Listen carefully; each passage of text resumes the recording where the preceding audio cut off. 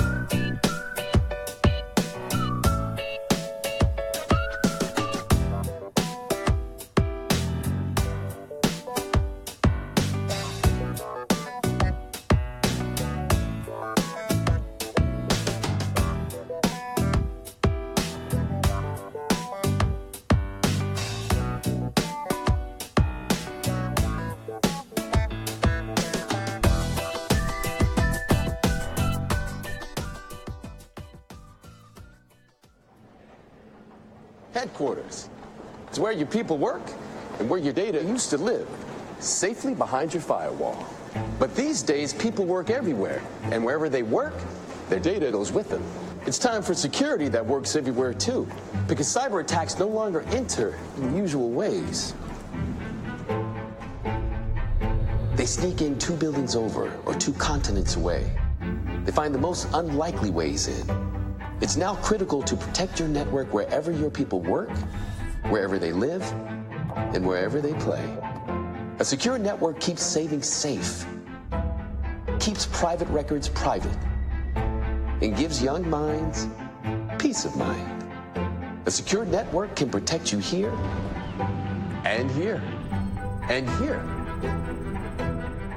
and here, here, and here. Even here. Juniper builds security into every level of your infrastructure, forming a unified line of defense. So you're secure on the outside and inside too. Because when your data is everywhere, your security should be too.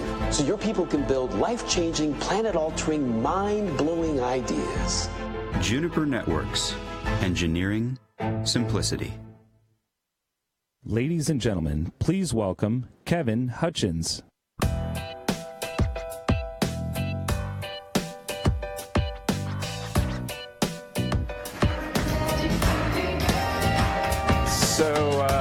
So I'm Kevin Hutchins. I run strategy and product management at Juniper. Is everybody ready for some mind-blowing ideas? Is that the post-lunch sugar coma going on right there? Actually, before I got to that, I was listening to the talks this morning and I was thinking a little bit about something. As a technologist, I'm very excited about artificial intelligence. But I got to tell you something. I fired Siri. So here's what happened. Okay, I'm at home, right? I'm working on some stuff with Watson, right? And I have a question. So I say, hey, Siri, can you help me out? Siri comes on. She got into an argument with Alexa. She said something inappropriate, and now it's done, right? It's done. So, this whole age of AI and bots and everything, it's going to be complicated. I'm not sure how we're all going to manage it. Anyway, so that's not what my talk's about. But I did want to welcome you all to NXTWORK, and certainly I'm looking forward to meeting with all of you. Thank you for your continued partnership and being great customers and friends of Juniper. I'm honored to be here today. What I'm going to talk to you a little bit about is our vision in security, and then I get a chance at the end to announce a few new products. So I'm really excited about that, and I'm certainly excited to have you all here with us. So in any presentation, I think we need to start with the so what. And for me, when I think about security, I think it boils down to a couple of big questions. The first is your security solution effective, right? And we talked this morning about, things like simplicity. We talked about how do you actually engineer simplicity into the network. Security is anything but simple.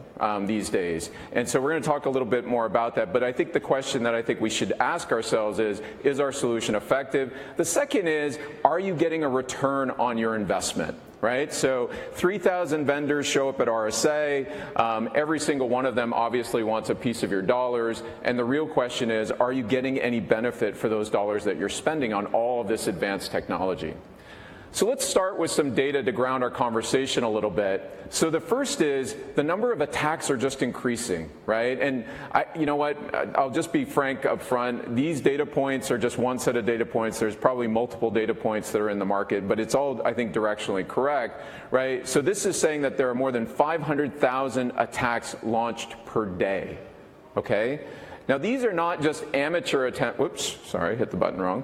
These aren't just like amateur attempts from somebody sitting in their basement downloading kits off the dark web. These are 500,000 attacks launched by criminal and state-sponsored attackers, right? Using custom backdoors, sophisticated tools, and automation capabilities to systematically probe and exploit vulnerabilities. As a result of this, right, security has become one of the top 2 budget items for CIOs. I certainly know it's one of Bob's priorities within Juniper. And this is accounting for more than $106 billion of cumulative spend per year on a global basis. That's a tremendous amount of investment. And yet, I don't think any of us can say that we're secure, okay? It's also become top of mind for the CEO and for the board, right? Because this isn't just about whether or not somebody gets inside your network. It's also whether or not they're going to have financial and reputational ramifications for any potential breach. The amount of investment that's going in is definitely leading to a lot of advanced technology. And I think, you know, that's a great, aspect of being in the technology space, is that we respond to changes by innovating. But the problem is that security teams are becoming overwhelmed with alerts, right? The amount of data that is being sent to them is causing them to really struggle to prioritize, and find the signal within all of the noise. Most large security teams receive over 100,000 new alerts per week, right? And even with the skilled resources they have, they're only able to address about 4% of them. The number of false positives drives security teams, every time they look into alert, to take longer and longer to determine the validity of it and whether or not it's actually something that they have to respond to.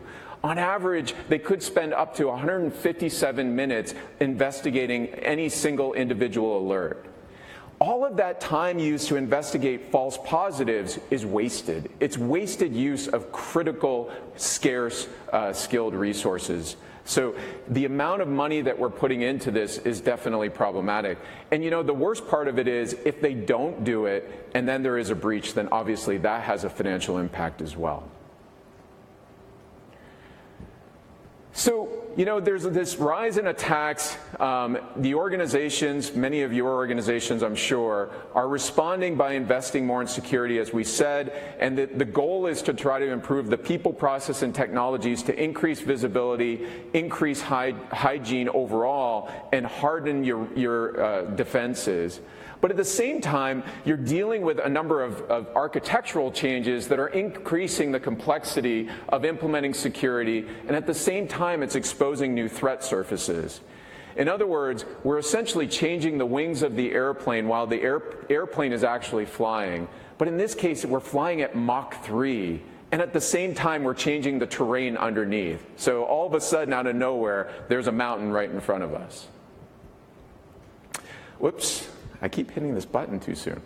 Probably the biggest driver of change right now that I think we're talking about a lot is the move of applications into multiple clouds, right? By 2020, we estimate that more than 90% of the workloads will be in some form of a cloud data center, and almost 2/3 of those will be in the public cloud, right? With applications moving into the cloud, whether it's infrastructure as a service or SaaS, and user access becoming even more distributed, the definition of the enterprise perimeter is definitely changing. To exploit the agility of cloud, enterprises are adopting DevOps. right? Well, this is great for application development. It puts tremendous pressure on the security team in order to keep up. Or if they fail to, risk the potential of exposure from additional vulnerabilities and potential liabilities. Further, more than half of internet traffic is now encrypted, right? And you know, the next version of the TLS protocol, TLS 1.3, is actually currently under evaluation for release. And with all of that traffic being encrypted, traditional security designs that are based on inspection may be rendered inadequate. Finally, the attack surface is changing as we significantly increase the number of devices that are connected to the network. By 2020, Gartner's estimating that more than 20 billion IoT devices will be connected, and each one of these is going to pose a potential new launch point for an attack. So this has put security and the network teams right into the crosshairs. You're charged on the one hand with protecting users and critical assets, but on the other hand, you have to help increase agility and enhance customer experience.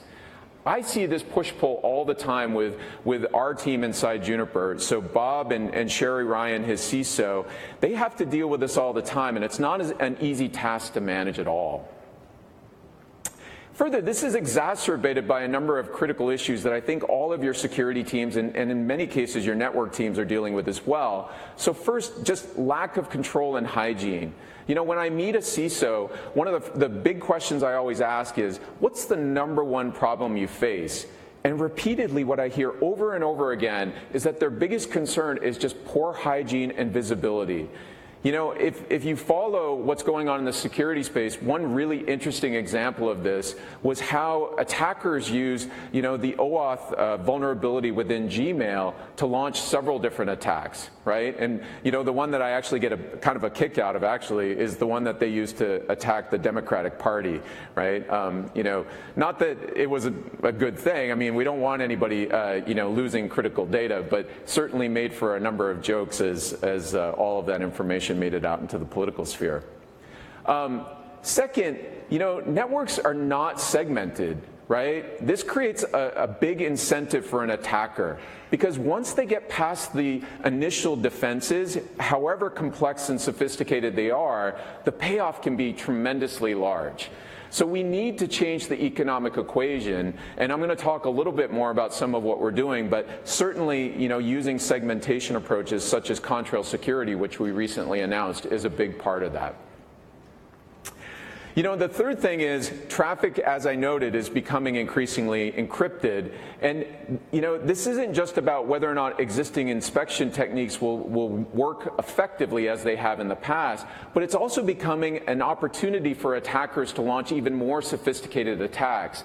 So, for example, you know, the recent attack on Uber in AWS was launched out of an encrypted site, right? So they went to GitHub. GitHub is SSL encrypted. They dropped in a payload that, because it was going through an encrypted channel, wasn't easily detected, and therefore they were able to open up an attack point. Fourth, you know, the other issue that I think is important is just the lack of sufficient resources that are skilled in security to evaluate all of the alerts. I noted before about 100,000 alerts, about 157 minutes per alert to evaluate it. We just can't keep up with the available pool of resources that we have. And at the same time, use of automation and analytics is limited, right? Advanced analytics and automation could cut that time from 157 minutes to 2 minutes, which could be a significant force multiplier. But as I just heard a little while ago from my friend Bakash, is automation in and of itself is not a solution. It has to be designed directly into the platform. And so I think we're going to talk a little bit more about that. So to solve the problems we identified, in our view, the current security model needs to change. And we're working at Juniper on a strategy that has a few common elements to it that we think are important to where security needs to go. So the first is, we think security needs to become pervasive and dynamic. So security needs to be designed into the multi-cloud fabric, right? It can't be just layered on top, and it can't be an afterthought. It has to become directly embedded. It needs to be everywhere and all the time to enable continuous visibility and allow us to rapidly respond to emerging threats. It has to become automated and simple, right? So core to our overall strategy is how do we simplify the business of networking and security? This isn't just about eliminating functionality. What we'd like to do is use advanced tools to help the security team manage the complexity, automate tasks, maintain their hygiene, and really focus those critical skilled resources on the really hard advanced attacks. Last, we want it to be adaptive and open, right? As attackers innovate and threats continue to evolve, the security organization needs to adapt quickly. They need to be able to continuously improve their detection, analysis, and response capabilities. They need to be able to take advantage of the latest available technologies. They need to be able to collaborate both internally and with partners to stay ahead of the attackers. So at Juniper, I'm going to admit, we're not quite where we want to be with respect to this vision, okay? This is a work in progress for us. But we're taking some steps in this direction with our unified cybersecurity approach that we base on something we call software-defined secured networks. So let's take a look at our unified approach and see how it works. So here are some of the basic components of it. First is an open API-based fabric that enables detection and collection of threat data and IOCs from multiple control points within the network, right? So this is about how do you take advantage of all of the elements that are available to you within the network to understand what's going on and then be able to analyze that to better determine whether or not there are new threats on your network.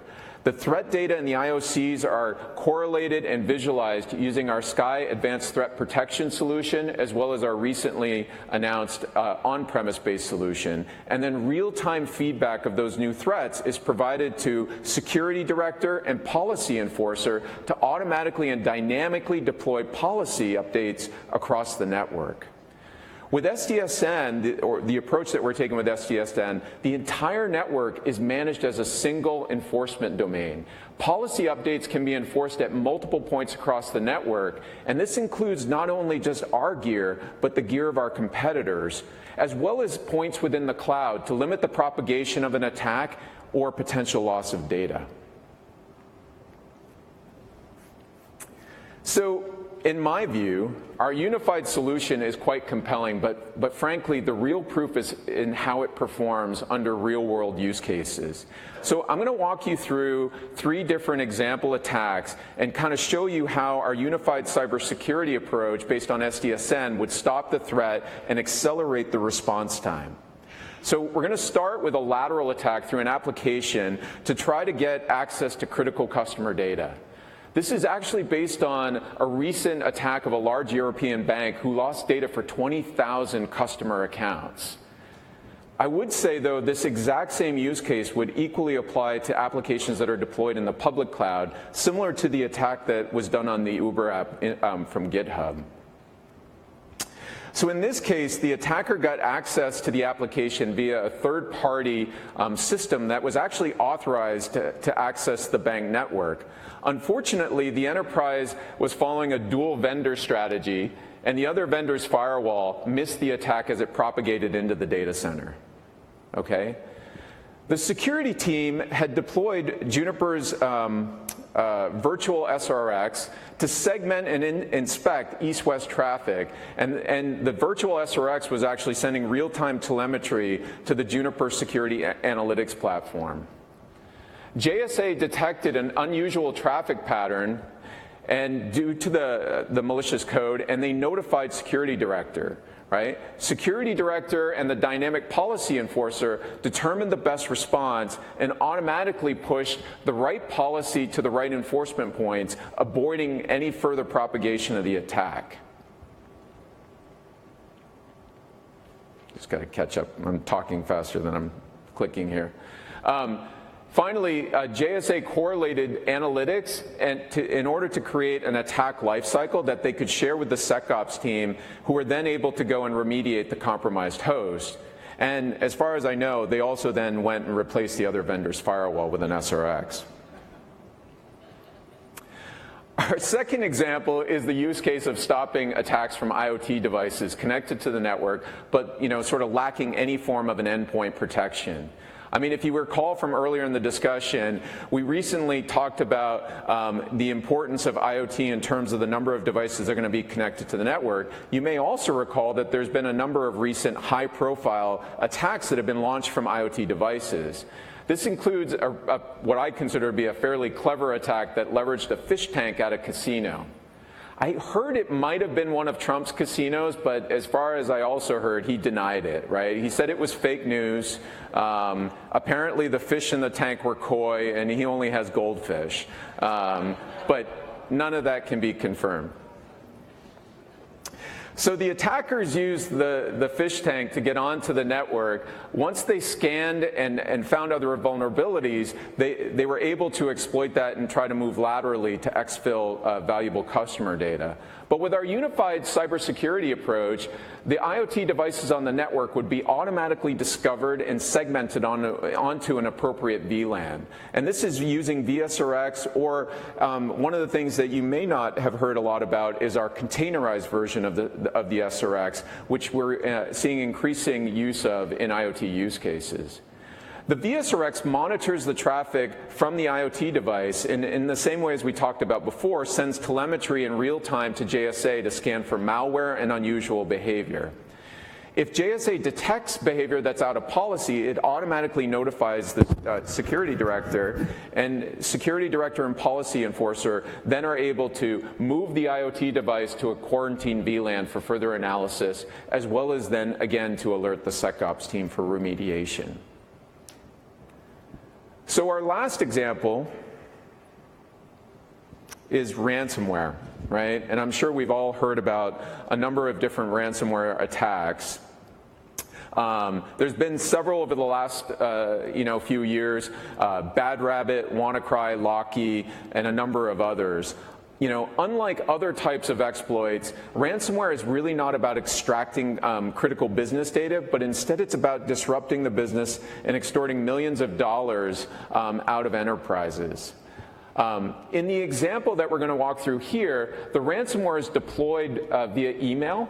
And that email, once it's inside the network, essentially launches the ransomware that propagates from one host to another. Once the ransomware is actually activated, it immediately encrypts data on the host, making it inaccessible. So leveraging our unified cybersecurity model, the email, including the ransomware, is first detected at the perimeter SRX. The files are passed to SkyATP, which has been updated with the latest available threat research. If this is a recent known ransomware attack, it's immediately blocked at the SRX and stopped from entering the network immediately.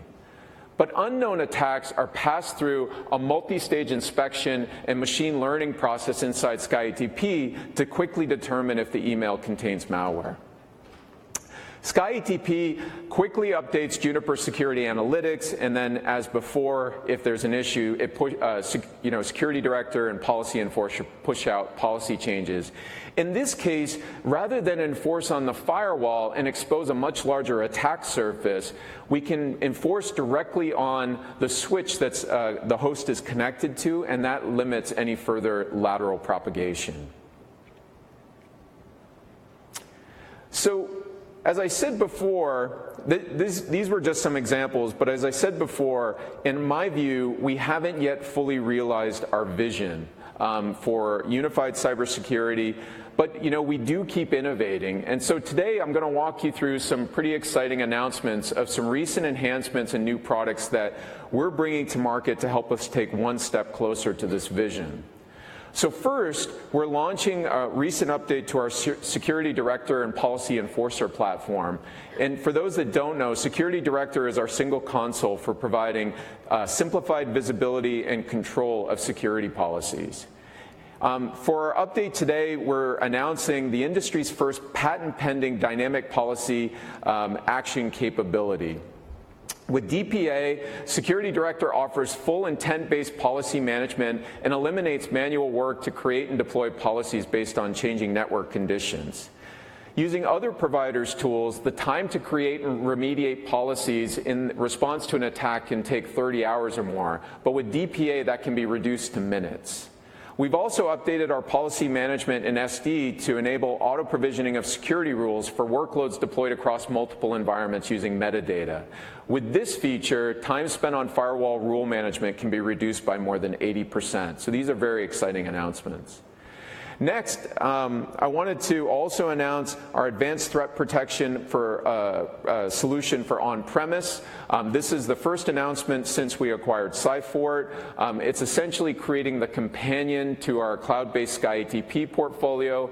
Both SkyATP and the ATP appliance leverage Cyfort's innovative analytics and remediation technology to provide threat behavior, visibility, and one-touch mitigation to accelerate incident response. Finally, I also wanted to announce the SRX 4600 next generation firewall. This is the next addition to our overall firewall portfolio for perimeter security, and it's optimized for price and performance in a compact form factor to secure private cloud environments. The SRX 4600 is fully integrated into our unified cybersecurity platform and provides high performance and fast defense even for encrypted traffic. So in addition to that, or in companion to that, for hybrid and multi-cloud use cases, we're also announcing today that we've expanded the number of public cloud environments within which we run the virtual SRX, now to also include Azure in addition to AWS. So we keep making a lot of progress in advancing our vision for unified cybersecurity that's pervasive and dynamic, adaptive and open, automated and simple. Our customers are definitely starting to take notice, and if you've not looked at it yourself, I encourage you to stop by one of the demo booths outside and take a look in a little bit more detail, or be sure to spend some time talking to me and other members of our security team. As I said, we're not done yet. We're continuing to innovate, to leverage the entire fabric and advanced technologies to make security effective and a good return on your investment. I'd love to invite you all to come see us at RSA in a couple of months, where we'll be showcasing additional innovations and new product announcements. So thank you for listening to me here today.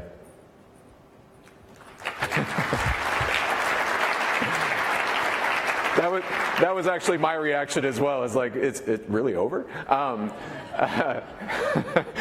So anyway, in my talk today, and thanks for listening, we've established that security has moved way past the perimeter. And so for the next segment, I wanted to invite my friend Bob Worrell up to give us a perspective from the C-suite about how security is now the focus in the boardroom and beyond. So Bob, please come on up.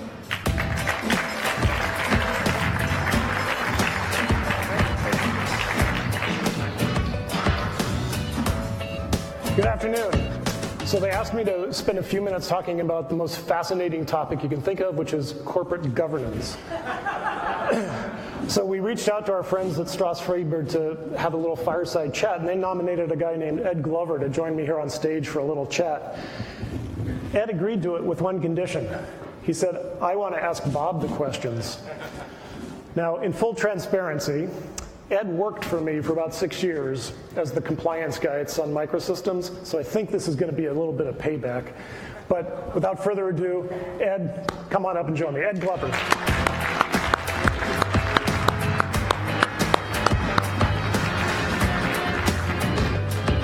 Hold on. Good to see you. So I'm all yours for a few minutes. You get to... Well, I just want to quickly point out, Stross Friedberg, if not familiar with us, we're a cybersecurity company. We focus on leading-edge expertise in breach investigations, digital forensics, incident response, and what we call security science, which is around assessments and proactive services, penetration, e-discovery, and we do due diligence for our customers. And we were just recently, about a year ago, bought out by Aon, and what that brings together is a comprehensive view on risk reduction solutions and strategies for the customer. So this is something that is we're seeing a lot of, especially in the board. We're hearing about all these different types of breaches and the things that are going on, and the board is now needed to take more of a closer look at all of this. Especially in the last couple of years, I think more and more boards are beginning to be concerned because there is a wind out there that there could be regulations that might be forced upon us if we don't start taking more of a proactive approach. But one of the things the boards need to think about is bringing people on the board who have a really good understanding of risk. It's not an easy area to understand. And the board also needs to start looking at potentially funding a risk program, not just from a cybersecurity, but from a holistic standpoint, because you have legal risk, you have third-party risk, vendors, you have financial risk, business risk, and of course security and technology risk and process risk. So a lot of companies are beginning to look at up-leveling the risk program into a higher level. I've actually seen some companies bring in what they call a CSO above the CISO to look at risk at a larger perspective and have more access to the board. Now, Bob, you've been around for quite a while. I've been in some very successful companies as CIO. So working with the board over 25 years now, you've seen a lot of changes. I'm curious about your opinion. You know, back when we were kind of roaming the halls at Sun 25 years ago, cybersecurity was talked about, but certainly not with the level of sophistication and urgency that I think you hear about now. I'm very blessed. Our board at Juniper is very technically literate. They have a very high standard with regard to compliance and security. And they, for that reason, I think, take a very active role in helping us frame policy and approaches to cybersecurity.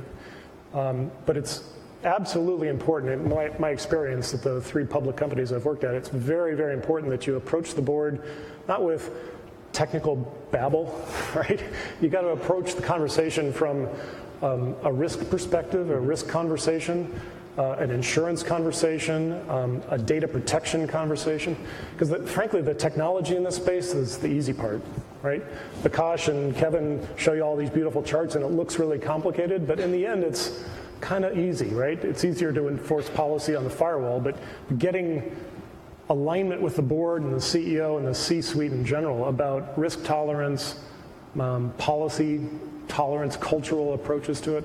So you really got to start with a conversation that's about the culture of the company, what's important to the fabric of the company, and then kind of work down from there. Mm-hmm.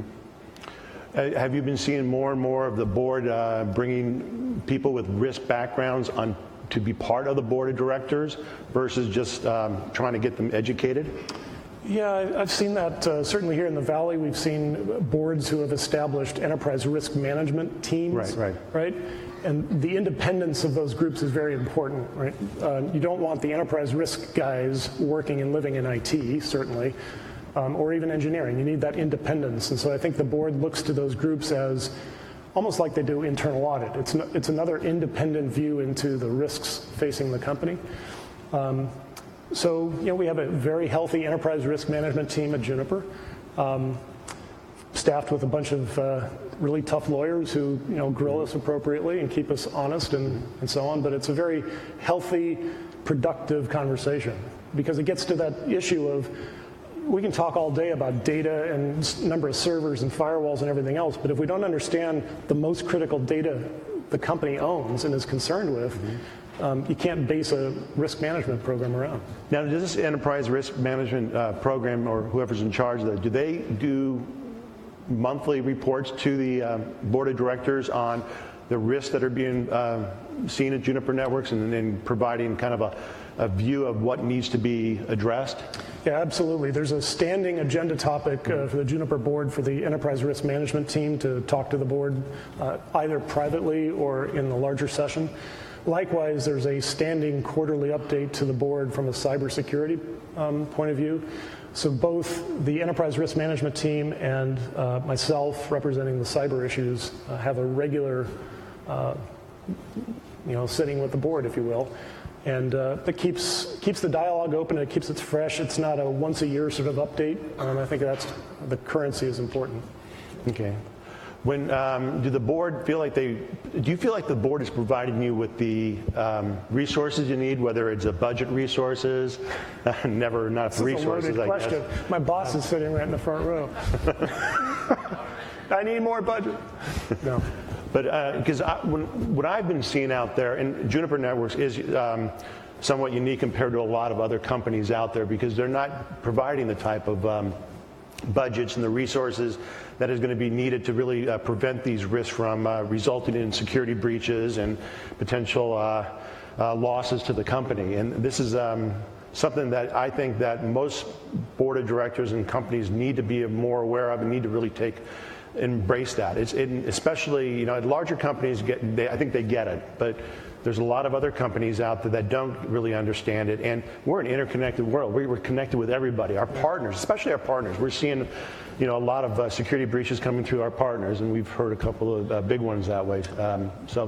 Yeah, I think what's maybe unique at Juniper a little bit is there's a certain sensitivity around the security topic, because Juniper's products are used in such sensitive places, right? Critical infrastructure of governments worldwide.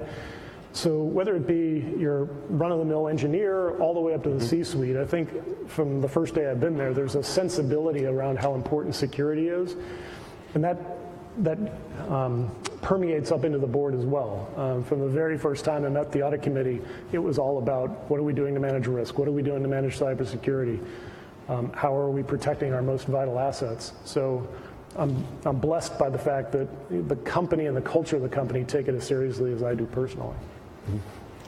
Do you have any recommendations that you would like to see, if you'd like to see happen that will make your job a little bit easier, especially being in charge of security in your organization? No, as I say, and I'm not saying this because my peers are in the audience, but I really am blessed with, I won't say a blank checkbook because our CFO's in the audience, but I am blessed with the support I need.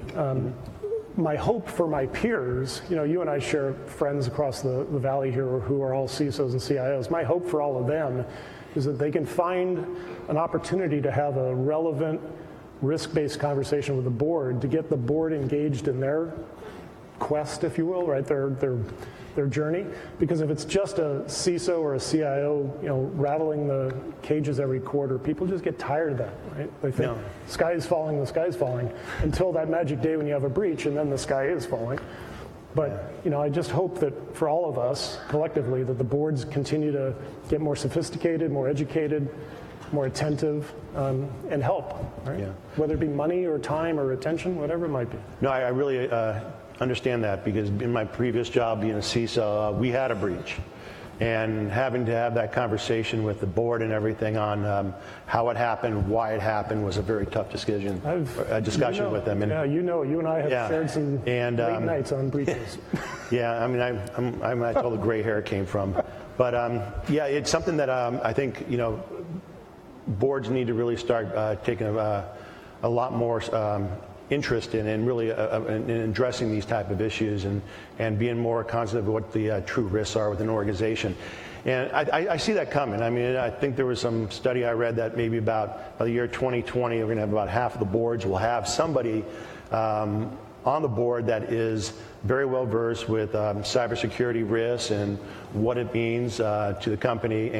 But that's only half the companies out there. Or what about the other half? And if we continue to go down the same path of having these types of breaches, whether the most recent one obviously being between Uber and Equifax, my big concern is government's going to step in and then start putting in unrealistic requirements, regulations, very much like Sarbanes-Oxley did. And you remember how much of a cost and how much of a headache that was when we had to do that at Sun Microsystems. There was 2, 3, 4 years where it was just crazy until we finally got everything under control and cooler heads prevailed. Well, I think, this generation's version of SOX is GDPR. It's, the federal DFARS regulations, all these things that you and I deal with every single day.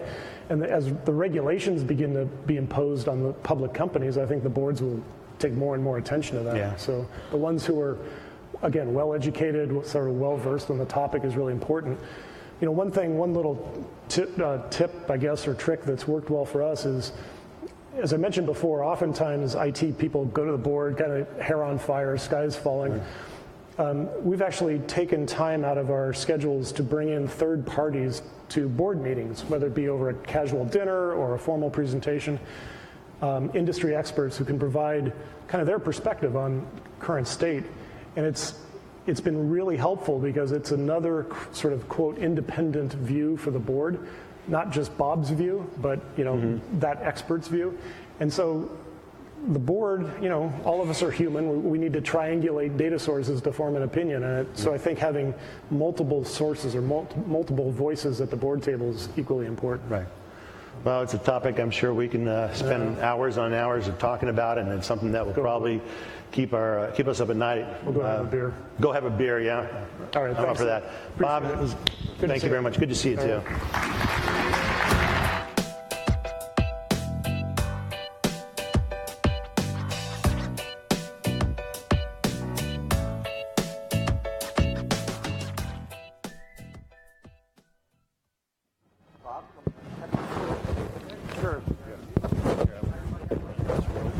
Officer of Juniper Networks. Mic's not on? Mic's on now. Beautiful. Mike Marcellin, I'm the Chief Marketing Officer of Juniper Networks. And so what we're going to do now is actually take the conversation out of the boardroom and bring it into the war room, which is where all of you guys live day after day trying to defend against attacks and stay ahead of the curve, which sometimes seems like a losing battle. So we're going to keep Bob up here. We're also going to ask a couple other folks to come up. Both Anthony from Aon and John from Expedient are going to come join, and we're going to do a little quick roundtable once we have chairs up here.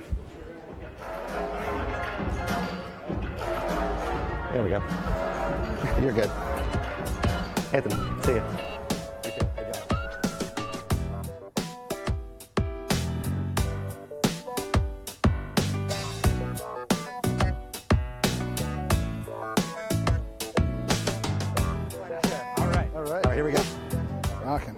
Well, thank you guys for joining.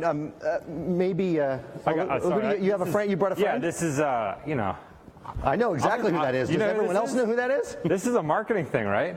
Well, yes, kind of, but it's become kind of a community thing. Yeah, marketing community. What we all need right now is all the community come together. But yeah, this is Jay Kitty. So my team at Expedient focuses a ton on automation, specifically in Ansible. That's what they've been working on all the Juniper products. So I was given this kitty to take home back to Pittsburgh with me to make sure I can care and feed and love. She and is a limited edition with so Jay Kitty. Congratulations! Yeah, thank you for adopting Jay Kitty. Yeah, it's not weird, but a lot of grown men carry around unicorn rainbow kitties. So fully integrated. Yeah, absolutely. Kitty. It's not weird. Okay. It's not weird. So you've all met John White from Expedient.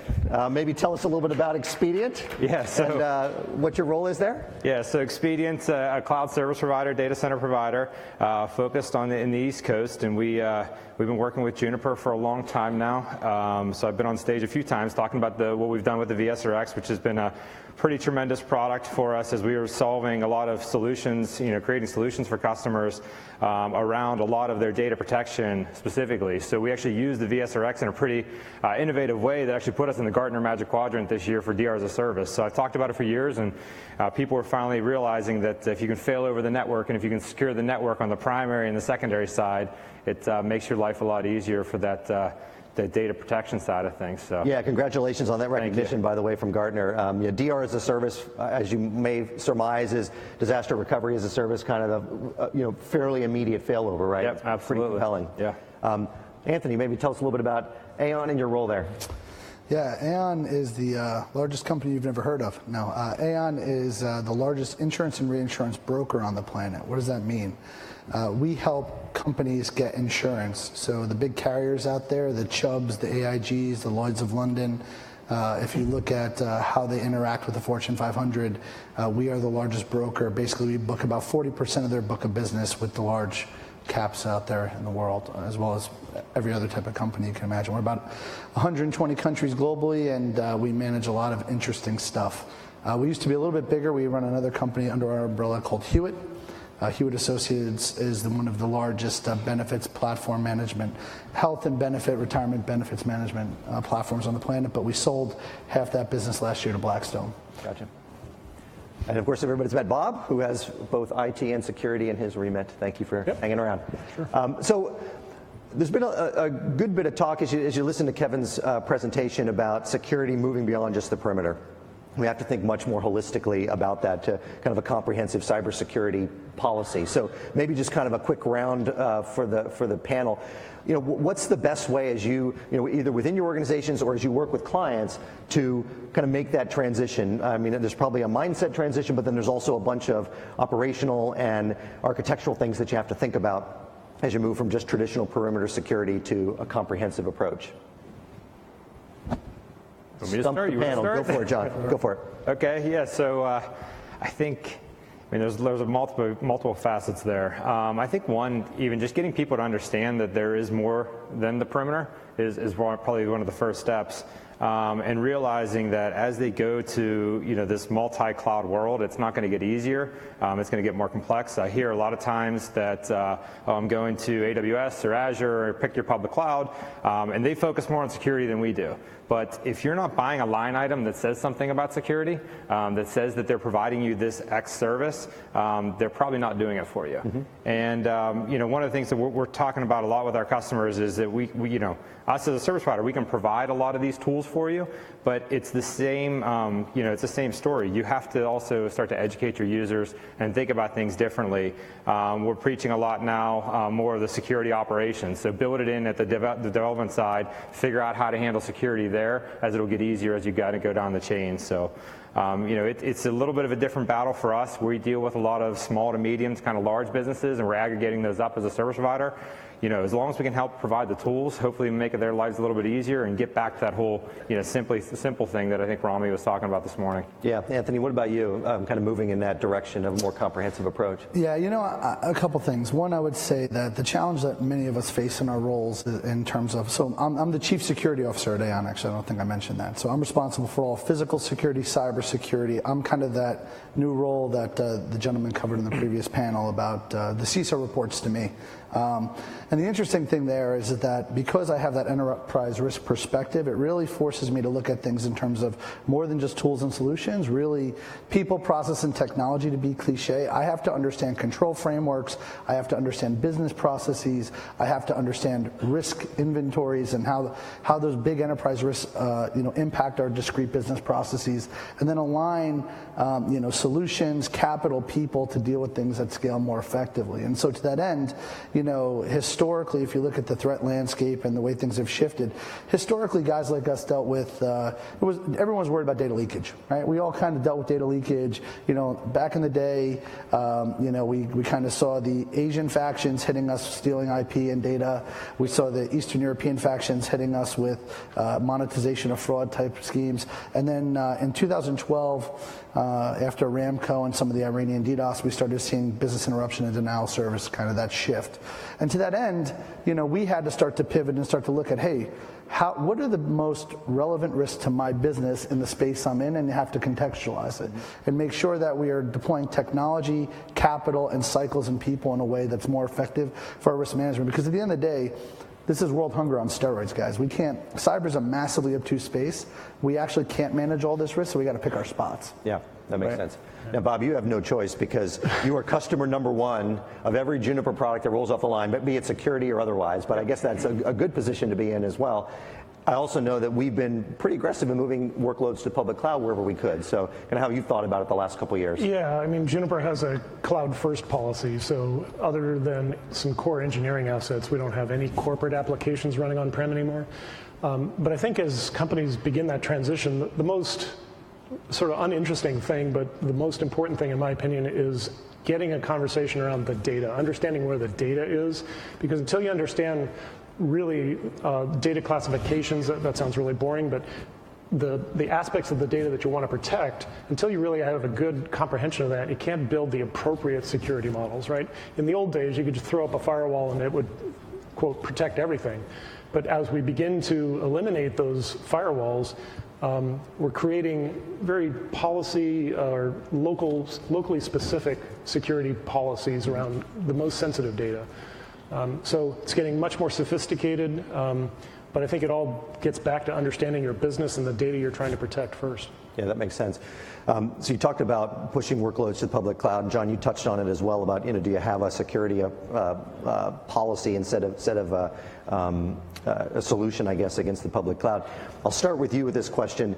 How should enterprises think about outsourcing or working with a managed security service provider? Mm-hmm. I think I know where you'll come from, saying give it all to them, but just kind of what's the practical consideration about what to outsource, what to keep yourself, and how you manage that relationship? Yeah, I mean that's a great question, and something that I think a lot of people are kind of trying to figure it out as they go. And you'll see there's a lot of really focused MSSPs, so big companies that all they focus on is security remediation. And then you'll get service providers, kind of like Expedient, where we'll have both the infrastructure as well as some of the security tools. And then you'll get people that are straight infrastructure cloud providers that are out there that then go and work with partners, right? So figuring out which one of those three, or maybe which all combo of all three, is probably the best for you. I'll tell you what we've had some experience with. We've had some experience with people that have gone to the full MSSP stack that said this company is going to be responsible for remediation. They're going to be responsible for alerting us and letting us know what's going on. What happens is that not all the time that they're not doing that. And there's no SLAs with those companies to actually do that. So you're paying them a good sum of money, and they're giving you their best effort. Yeah. So what I think a lot of businesses have been going towards instead is working with service providers and infrastructure providers that can provide the piecemeal tools that they need to actually make it work. So it's on their people who understand their application, their business policies, to make sure that they're remediating any risk out of their security profile that they have. Because the buck stops with the internal team. That's exactly it. So use the cloud provider to get rid of things like running a firewall or running VMware, things that are pretty common practice today, but use those people then to understand what that data is doing, how they're protecting it, what the new application looks like, where do they need to be exposed to, the internet, the private traffic, wherever it might be. Yep. Get them to understand all those pieces to provide a better security solution on the back end. Gotcha. Anthony, what's been your philosophy relative to outsource versus keep in-house? Yeah, I'm put it all out in the cloud, man. Yeah. Get it out of my yard. So we like you. We like you. Right? So look. I've been my last global CISO gig. I was a global CISO at a small firm called JP Morgan Chase. I had a $500 million budget and a 900-person global team. We had skills to pay the bills and a rock star set of security personnel. But at the end of the day, what I sat on was the most heterogeneous stack of technology you can imagine, because we were the product of an aggressive inorganic growth strategy, right? And the challenge I had is that when you have 8 Fortune 500s under one umbrella, that diversity makes it's challenging to be cost effective in your IT operations to begin with, but imagine from an IT risk perspective. Different speed to market demands, different needs, different operational risk tolerances, and different levels of standardization and normalization in your operations. What does cloud present us? It presents us a greenfield opportunity to reset. And people are like, yeah, but they're not going to get security. Actually, whether it's platform as a service, infrastructure as a service, SaaS, security is critical to the lifeblood of these corporations and their survivability. They're actually putting more capital by their size into security than most of the big, Fortune 1000. So my argument has been, look, let's put more in the cloud because I can get a known base state, I can get a standardized operational model, I can be prescriptive in how I apply my third-party language for contractual recourse for oversight, and we can just get a better level of assurance around the operational environment. And you feel like you've gotten that from the big cloud providers? Look, you got to be diligent in management and manage it. We're not going to call out names here. There's a lot of cloud providers out there. Not all of them are created equal, but as long as you're vigilant and you stay on it, you can get a very acceptable level of operational excellence in a cloud solution. Gotcha. All right, I want to pivot a little bit to a topic around culture. I'm going to start with Bob because we work with Bob every day, and he's responsible for making sure that our whole company is thinking about security, is vigilant in everything that we do. But you also have people that maybe don't understand the risks or the impact of the risks that it can have on the company's reputation, intellectual property, and otherwise. So, Bob, and I'll take it around to you guys too. How do you think about that, and how do you try to instill a culture of kind of security awareness and vigilance within a company?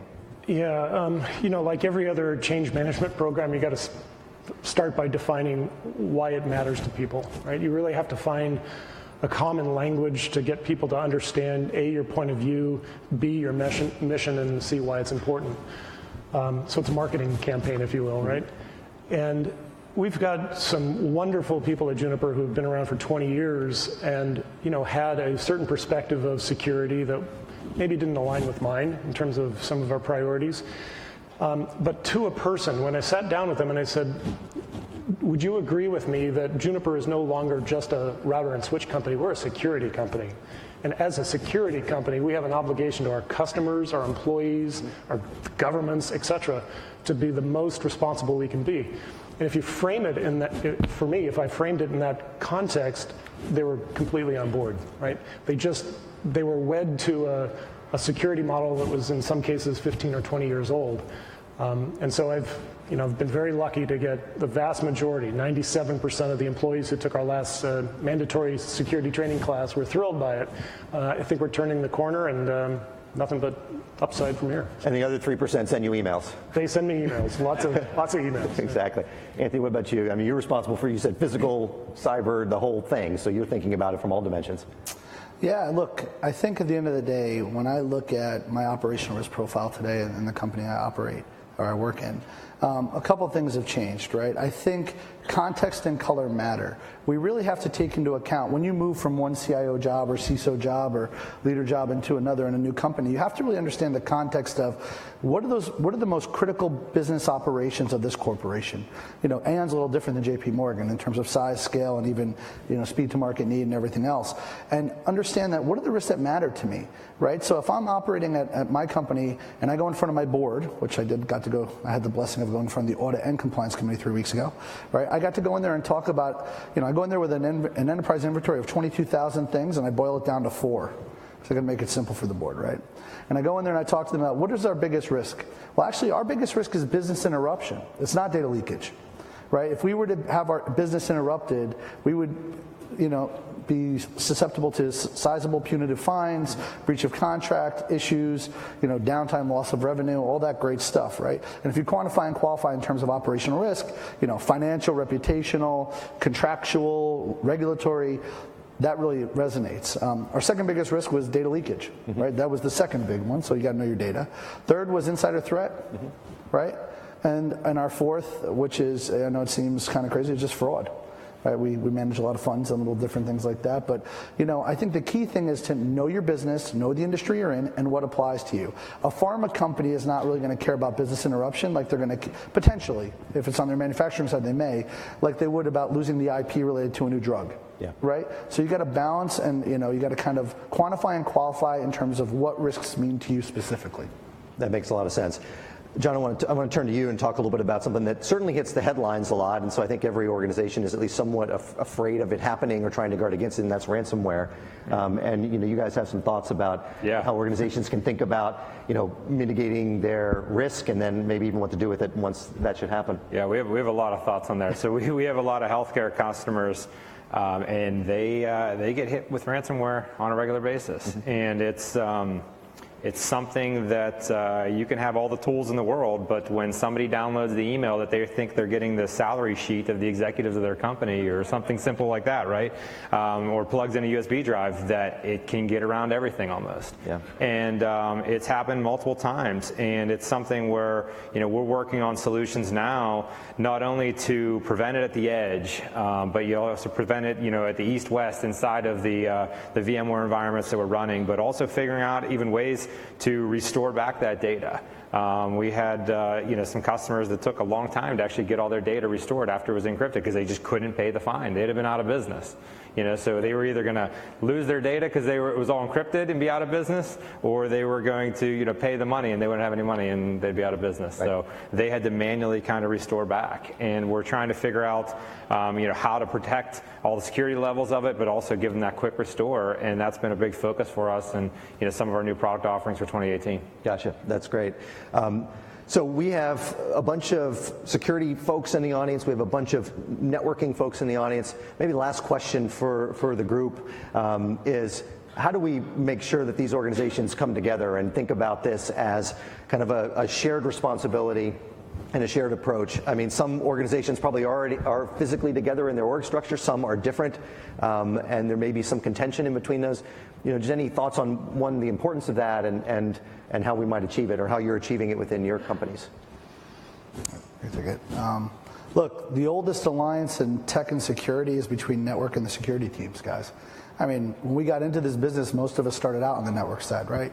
Firewalls, intrusion detection systems, proxies, routers. I mean, you guys remember Dragon and Terrasys and, whatever, NetRanger and I don't even know, Gauntlet, nightmare systems. But, back in the day, we were tied at the hip because layer 3 and layer 4 we thought was where we were going to fight the battle, right? Big perimeters, bulky boxes, ports and protocol, hell, 10,000 rules per firewall, just nightmares. But as we move forward, I think my most trusted partner from a security perspective really are the network engineers and the teams, because, like I said before, my biggest risk is business interruption. Mm-hmm. Who are the guys that run the arterial system of the firm, the network teams? And it's not from a perspective so much of ports and protocols and blocks and IOCs and great stuff like that, and we deal with that stuff together. It's more around how are we making our environment more cyber resilient versus threats? Do we have enough bandwidth? Do we have enough segmentation? How is the routing? Do we have resiliency in our routes? Do we have diversity in the routing on the back end?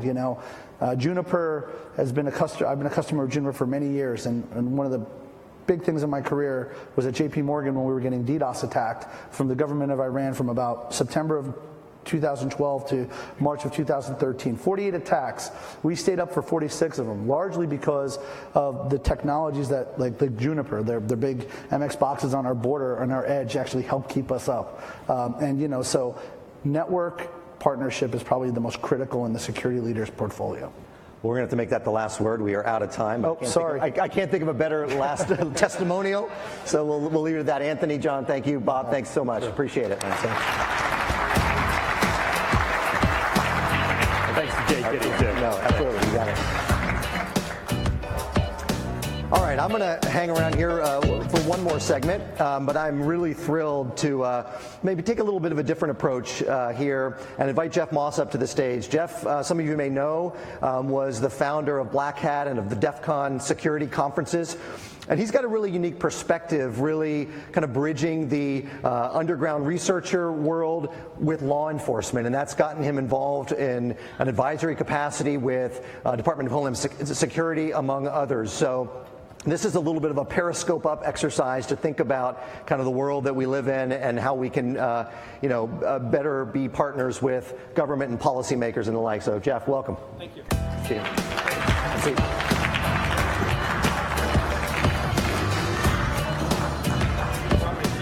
Okay, so I gave a bit of an intro, but what did I miss? Anything else that folks should know about your background or kind of how you approach the problem? Yeah, it's pretty confusing because I probably, like most of us here, I got here by accident.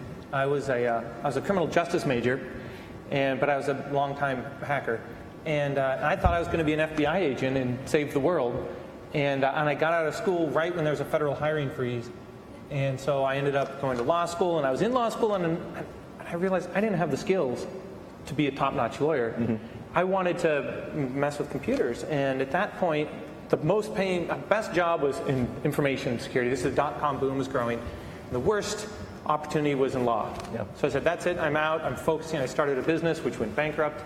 I went to work for Ernst & Young and Secure Computing Corporation, and that's how I fell into taking my passion and turning it into sort of a career. And the DEF CON and the Black Hat, that was just by accident. But through those opportunities, I've ended up getting involved in, I was the chief security officer at ICANN, so I got to see this fantastic view of world internet governance through the domain unique identifying system. And that was fantastic because your whole customer base was the planet. You couldn't play favorites, right? Yeah. You represented all users on the internet. So I've just kind of fallen into these things. Recently I'm advised on Mr. Robot Season 3. And it just sort of happened. All right, we're just going to talk about that. Yeah. No, not really. Maybe a little bit, but yeah. And so what it's done is, and then the DHS I got a call, and it was like, somebody from DHS wants to talk to you. And I'm thinking, they want discounted tickets, to Black Hat or something. So I take the call, said, would you mind just giving us some advice, reviewing some papers once in a while? And I said, sure. And about 10 days later, all the security paperwork arrives. It took me days and days and days and days to fill out. So I called them back and I'm like, this is not reviewing. Background check stuff? Yeah, this is not just reviewing some papers, and this is serious. Yeah. And no kidding, the way they vet you originally is there's an intern at the White House that Googles you. That's, Well, at least they do that. I mean. Yeah, at least they. So I passed that test. And so I've gotten to participate in some really fascinating global discussions, regional, domestic law enforcement. And so what I try to do is synthesize all of that and make sense of it, because I don't know how many of you have noticed, but when you started, you were probably a generalist, and now we all have become specialists. And there's fewer and fewer people in our organizations that can give us a wide perspective, and the pressure's on to specialize. Like, to be successful in your career, I bet you have to specialize. We didn't used to be that way. So I've tried really hard to remain a generalist. Well, yeah, and so it does give you a very unique perspective. And I think, while I think we've solved a lot of hard problems as an industry, I think there are others that are still yet unsolved. And the calibration between what the private sector can do and what government may need to do or step in, I think is a very interesting one. So maybe we can talk about a few of the topics that are probably on everyone's minds and we've touched on today, but get your perspective on what's the role of private sector versus public sector, and maybe even what you see coming. Yeah. So let's start with IoT. Yeah, a lot of talk about IoT and the opportunity, but also the risks. So give me your take on that. So this is all my opinion, but it seems like IoT is it's like a mirror. You get out, you see in it what you want to see in it. You either see great opportunity, you see great risks, you see liability, whatever it is. But one thing's for sure, it's coming. It's going to be transformative, and my conjecture is it's going to introduce a liability regime on software manufacturers and manufacturers and people who aggregate it and sell it. I don't see how you get away from liability with IoT. Mm-hmm. So is that going to cripple progress, or how do we calibrate it? It's going to change progress. So for example, software, for a long time, the software industry has done a fantastic job of warding off regulation. Don't do anything to slow down our pace. It's globally competitive. We employ a lot of people. It's so complex, you poor policymakers can't comprehend it, so hands off. Mm-hmm. And that's worked for a while. I don't think that's not going to keep working. And what's going to happen is, like just for example, let's say you have a little IoT smoke detector or something, and it gets compromised in a botnet. And so now the little embedded CPU is running at 105% capacity instead of 4%. And it overheats and melts down or starts a fire or whatever. Somebody is going to be liable in that scenario, mm-hmm. right? It's not going to be the homeowner. It's not going to be the person who purchased it. And so at some point, if there's a market failure, the government looks at that market failure and says, that is where we operate. We operate in these gray areas of market failures, and so we're going to jump right in here. Right. That's the last thing you want. Really. I think the industry is right now at the point where this is your last chance to self-regulate. If the industry doesn't figure it out, it's going to get figured out for you by the government. Yeah. And none of us wants that. Nobody wants that. So let's go to another topic. There's been a lot of talk today about the public cloud and movement to the public cloud. And again, same thing, opportunity. For a while, I think the security was the key impediment for people to push workloads to the cloud, but either we've lowered our expectations, but I think actually the capabilities of those public cloud providers have really come up. Yeah. What is your perspective on the movement to the public cloud, both here and abroad, and some of the policy implications of that? So it's a good question, because there's a couple things going on. One, I would say cloud is getting better and better. Talking to the healthcare sector, one association spent 3 years working with Microsoft to get the controls in place that would make them happy. And once, after about 3 years, Microsoft had the controls in place. Now they're happy. Now they're starting to move. So I think even in really sensitive industries like healthcare, you can get the controls you need in cloud. You just need to spend the time and the skills to do it. I know people who are using, essentially, they're using Amazon as their DDoS prevention. Because originally, Amazon, metered for pricing after it went through their DDoS protection filters. So you were paying on real traffic, but they were absorbing your, attack flows. And that was the best deal, online. Now they've gotten a little bit better about billing you for attack traffic, which gets expensive. And so I think what happens then, talking about cloud and maybe DDoS, is only the largest can survive. Only the people with the deep pockets can really afford to absorb these kinds of attacks. And only the largest companies can hire the talent necessary to build out these super resilient infrastructures. And so the small to medium businesses are you're really out of luck. You can't attract and retain the talent, and if you do, they're going to want to go onwards and upwards to these larger providers. So I think cloud is going to be one of their only options, to survive. And the other interesting thing is IBM did this study. The speed of bandwidth versus the capacity of data is such that going forward, I don't think you can move the data to where you're going to need to compute on it. If you look at the amount of data necessary to do any kind of ML or AI, it's like you're going to have to move the compute to the data. You can't move the data anymore to the compute. I think that's a fascinating shift in landscape, and data localization laws are going to kind of complicate that. Yep.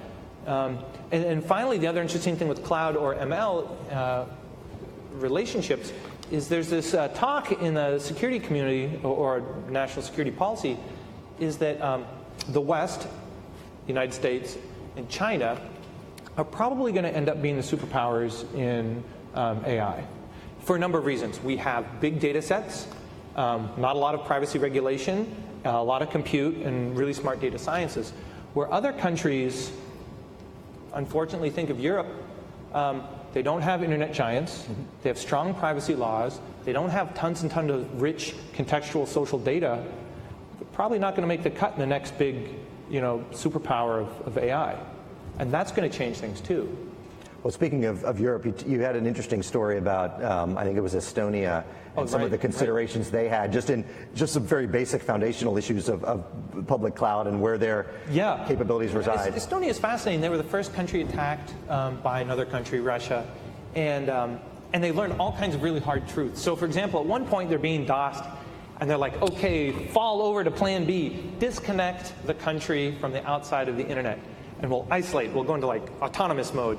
And they cut off all their connections, and they forgot their name server was outside of their country.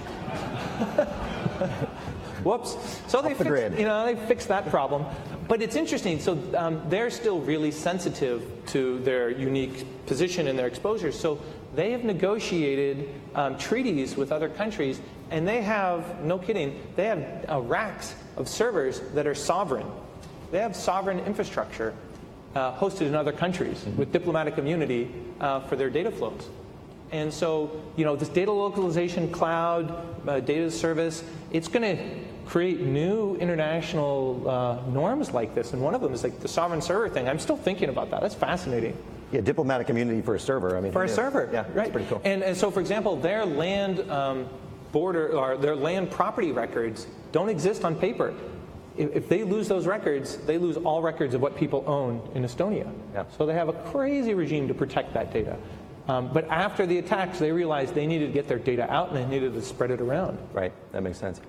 So we were having a conversation yesterday, and you made an observation which I thought was interesting, and certainly you can see it as we've been talking about security today, and that is that how we talk about cybersecurity, we use the language of war. Thinking about, strike back initiatives or hack back initiatives or spear phishing. Exactly, all that stuff. Yeah. And maybe it's just a language thing, but in my role, I think language really matters. Yeah. And I think we could all benefit from thinking a little bit more defensively, if you will, about what we're trying to do from a security perspective rather than an attacking and warlike perspective. So give me your thoughts on that. Yeah, it's been bothering me for a couple of years, and it's like, just think about the language we use. It's a cyber kill chain. Really? Who are you killing? Maybe it's like a cyber process, chain. And so I think if you look at like the metrics, it's really sexy to be the point of the spear, the fighter pilot. Right? Nobody wants to be the cyber mechanic, the cyber defender, the cyber janitor. But if you look at it, that's what we need. Really, does your company really need an offensive team? No, probably not. Now, offense definitely informs defense. So you need people who understand how to think offensively, but you don't need an offense team. And I think it's hard because we intrinsically want to do something. Somebody attacks us, we want to attack back.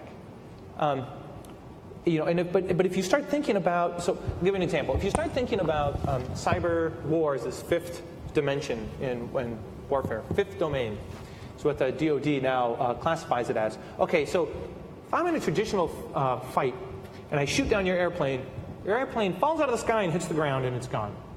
I'm in the Navy, I'm on the surface, I shoot down, I destroy your boat, it sinks, it's gone. Now we're going to get into a fight in cyber. And you're going to be fighting on my network, and I'm going to be fighting on your network, and AT&T's network, and everybody's network. And they get to be a participant too. And they're going to reconfigure their networks, and they're going to do what they need to do to stay up and operating. Mm-hmm. And that means when the fight's over, we're going to wake up and it's going to be an entirely different internet. Yeah. And it might not be an internet that we want to live with. And so I always say that offense is a very technical process. Defense is political. And you heard that from Aon and from the previous speakers. It's like if you want to do defense, you've got to know all your stakeholders and their budgets and their business processes. I want to do offense. I have one metric: did I succeed or not? Yeah. And so that's It's easier, but maybe not the best easy to approach. quantify. It's sexy. You get an immediate feedback cycle for improvement. On defense, how do you know if what you did worked? I don't think my network's been compromised, and I have a $10 million budget.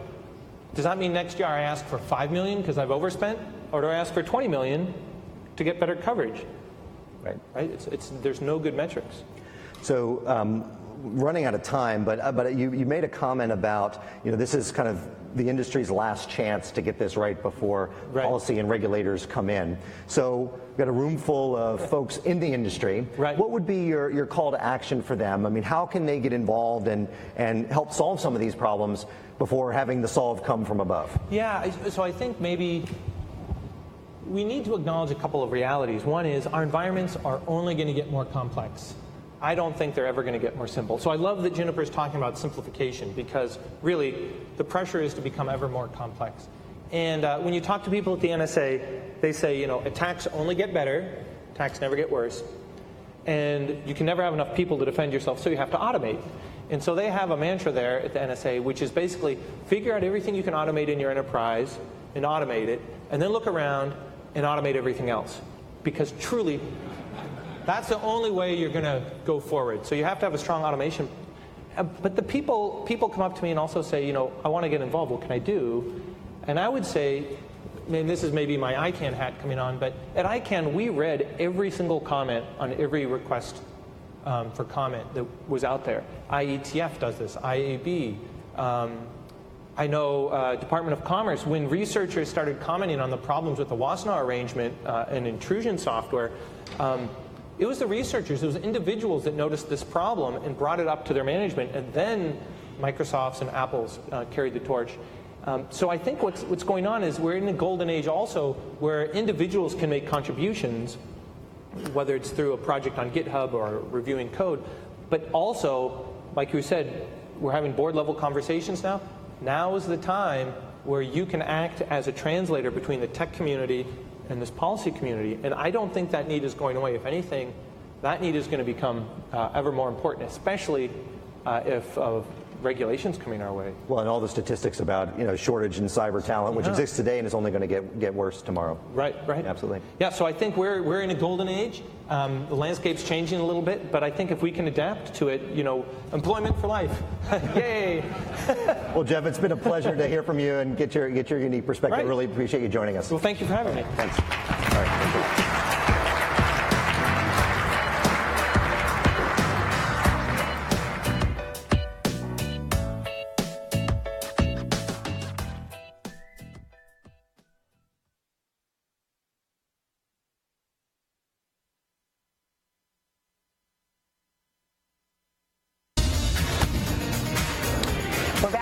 41. We've got our ongoing series, Today's Hacking of America. And sending their top pros into mock attacks to learn how to throw up defenses and plot strategy. NBC's Tom Costello is back. So this all takes on even more urgency given the hacks over the past few months. Companies and all of us stand to lose a fortune, even face ruin, if hackers gain access to these systems. So now they're training corporate cybersecurity professionals for very real battle. The list of hacked brand names seems to grow by the day. Equifax, Yahoo, LinkedIn, JP Morgan, Home Depot, Sony, Target, even the NSA. And now Bain & Ox. Welcome to Bain & Ox. You've never heard of Bain & Ox because it's not real. It's a fictitious international company created by IBM to put a class of cybersecurity pros through a simulated hack. Within seconds, they're under attack. You know, you guys might want to go take a look at this. There's a whole slew of financial records mixed in with a bunch of sensitive patient data. Patient records, financial documents, even compromising CEO emails have leaked. Folks are getting stuck in the elevators. And the building itself seems to be under attack. This is not a technical discussion. You have employees stuck in an elevator. This is now a business continuity strategy. It is no longer an IT strategy. Around the clock, IBM and other leading security firms are constantly trying to undercover hackers and foil their attacks. On any given day, our watch floors and our sensors around the world will see upwards of 30 to 35 billion security events. Billion with a B. Billion with a B. All right, I'm Christopher Crummy. I'm going to be your host. Going through a simulated attack today, 25 banks and financial institutions, including MasterCard. We are trying to prevent breaches. We are trying to prevent people from stealing information about our customers, our shareholders. Bain & Ox has become the latest victim of a cyber attack.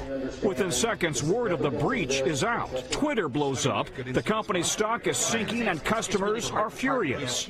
The immediate pressing concern is determining the origin of the attack. Is it coming from overseas, or is it an internal attack? Hey folks, Tim from FBI Boston. For an added touch of authenticity, a real FBI agent shows up. We found some IP addresses that come back to Bain & Ox. Harold Shaw is the special agent in charge at FBI Boston. What are your concerns about targets in the United States right now? It could be power systems and power grids. It could be water supply systems and dams. I can tell you all of them. You look at, it can be the financial sector. It can be the energy sector. It can be, the healthcare sector. We all have to work together to be able to, harden those aspects, be able to quickly share information. The latest device for everyday Americans? Use a password vault to safeguard all of your passwords. Use multi-step authentications. When a website asks for your mother's maiden name or favorite color, use fake answers so a hacker can't find the answers in your online profiles. And avoid ever sharing your social security number. The next hack could be only a click away. Sharing information is what this is all about between companies, the FBI, overseas authorities. Now, the cyber class has to determine who is hacking the company and then take steps to stop the intrusion. We agreed not to say who the culprit is so that future teams don't know the answer, but it's not always the obvious actor. Guys, back to you. Yes.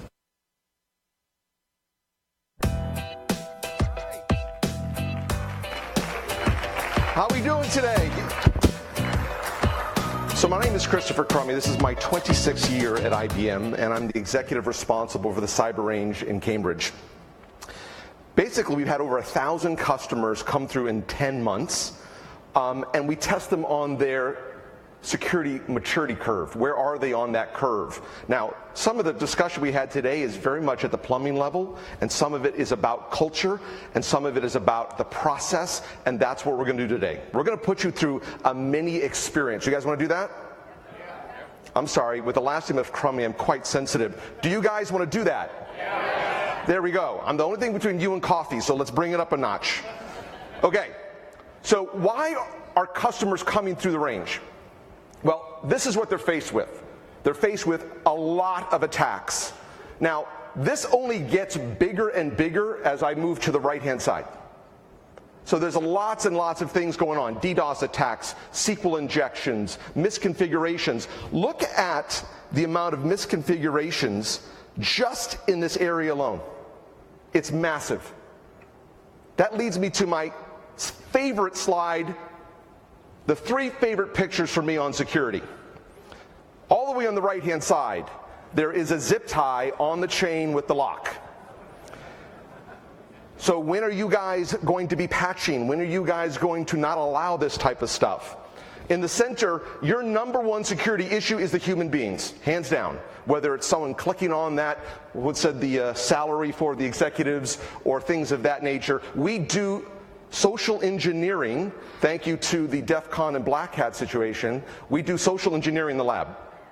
And when I show you what 5 minutes of FaceTime or Facebook information I can get and you show up, they're blown away. If I can make enough dots, you'll click on it. I drink because your password is password, right? Human factor. All the way to the left-hand side. Now, this gentleman is driving his car down the highway, and the camera is taking a picture of his license plate.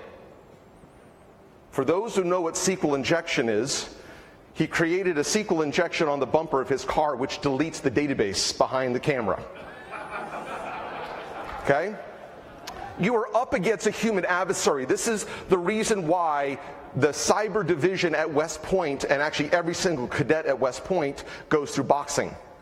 Because you're up against a human adversary. I'm going to help protect you from getting hit in the face. You're going to get hit in the face, and that's exactly what a lot of customers are going through, but I'm going to help you with that. So this is what they're going through. A lot of the speakers I had earlier today were all on the same page I'm on. A cyber incident, responding to a cyber incident, is a business issue, not just a technical issue. You have to have both of these. And a lot of the other speakers talked exactly about the same risks I did. Business operational risk, right? That's the picture of the Ukraine supermarket after the NotPetya. The litigation and legal risk, right? Look at all the different headlines that are going on right now. Then you have the brand and reputational risk. Are you able to respond to this and protect your brand and reputation? In this particular case, there's financial issues with every one of those. So there's risk involved, and I totally agree with the speakers that you've got to deal specifically with that concept. Okay, so welcome to Bain & Knox. You guys are brand new employees. You guys are what I call the fusion team, right? So you guys over here on my right, this group, you guys are security and IT today. In the middle, you guys are going to play the role of HR and legal. And over here, you guys are going to play the role of comms and PR. So I want you to put that hat on. I want you to start thinking of this and what are the things that are going to go on. Does that make sense? Okay, great. So as we go through this, what we do in the cyber range is we play a game of Clue. So think along these lines. So Bain & Knox is a hospital. Its security posture is a 9 out of a 10. It is in the middle of a merger with a hospital called Packet Hospital. We just opened offices in Brazil, and we have 22 hospitals in the European Union as we speak. Now, we also look here at the stock and Twitter feed, which is the measurement of our brand and reputational risk that we talked about earlier. Now, unfortunately, I'm going to need a volunteer. Does anyone want to volunteer? All right, come up here, sir. He was the first one to raise his hand. Now, listen, my phone is absolutely blowing up right now, so I'm going to need your help. And actually, I recognize you. You are on all of the pictures. Very good. Okay, now, here's my phone's ringing. Hold on a second. I'm going to need your help, okay? Okay. Yeah, hi, this is Jeremy Goldstein, investigative reporter with CNN. I'm here at Bain & Knox's Cambridge office with me and my crew. We have reports from more than a few internal sources which say that there are 2.5 million records on Pastebin, Bain & Knox employee records, company financial data, and that the data may have been altered. Can you confirm? Oh, yay. What do you want to say to him? I guess on the HR side of it is deny until you get further information. Okay. What else? Hold on. He's saying a couple more things. Hold on. Information from insiders say that members of Bain & Knox were aware of the breach months ago and that senior board members and the CEO himself traded on this information. Isn't that textbook insider trading? Can I get a job somewhere else? Nope. The bad guys won't wait. No. I have no earthly idea. Okay, have a seat. They give him a round of applause. For those who are not sure, the game is on, okay? Let's talk about two things. What did he not do that he should have done? Okay, so he actually had to verify who it is. The question is, was that a reporter or not? Right, you got to validate the caller. Second is, are you authorized to talk to the press? No, he's not authorized to talk to the press, right? So first of all, not media trained. Second of all, not authorized to talk to the press. Your job should have been, listen, I'm sorry, I'm not authorized to talk to the press. I'd like you to go to the bottom of our website and you can engage our PR firm or PR department that way, right? You're no longer the issue. What we see all the time in cyber situations is good guy trying to make the right decision makes a terrible mistake. Happens all the time. This is why we do this live. We have theater, we have actors, we have people who come into the range, because the second I put you under pressure, you always default back to your comfort zone.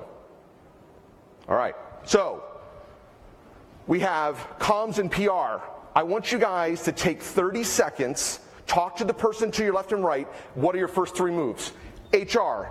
Legal, same thing. Talk to the person left and right. What are your first three moves in this situation? Security, IT, same thing. Go. 30 seconds, and then I'm going to ask for a volunteer as to, you guys have to participate. My goodness, unfold your arms, please, and participate. First three things, go. You got 30 seconds to come up with your top three moves based on what you know.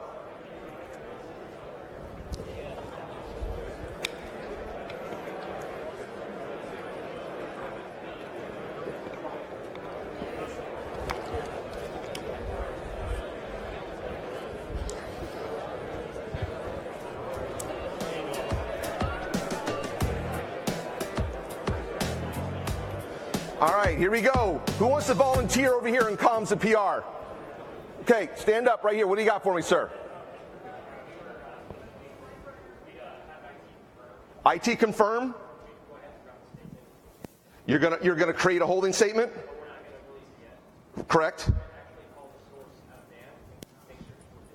Excellent. So he's going to validate and verify the source. He's going to, and the beautiful thing about what you're asking is, I'm going to ask the other department or stakeholder for questions. When we do this, it's usually heads down. And they're like, oh, I didn't even ask those guys questions, right? This is guys, you are in a bar fight. You need as many friends as you possibly can here. So this is a cross-divisional fusion team strategy, HR and legal. What's going on over here? We got...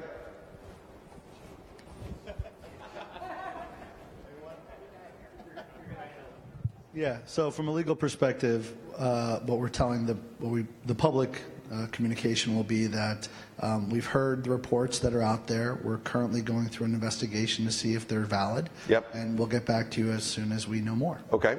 So one of the things we're going to ask IT is, where's this data being leaked from, or what states, what countries, because legally you guys are going to have to go on disclosure laws and handle that aspect. Right? HR, first question you got to ask IT is, were there any employee data lost? Right? Because I got to handle that also. Okay, security IT, what do you guys want to do? Volunteer?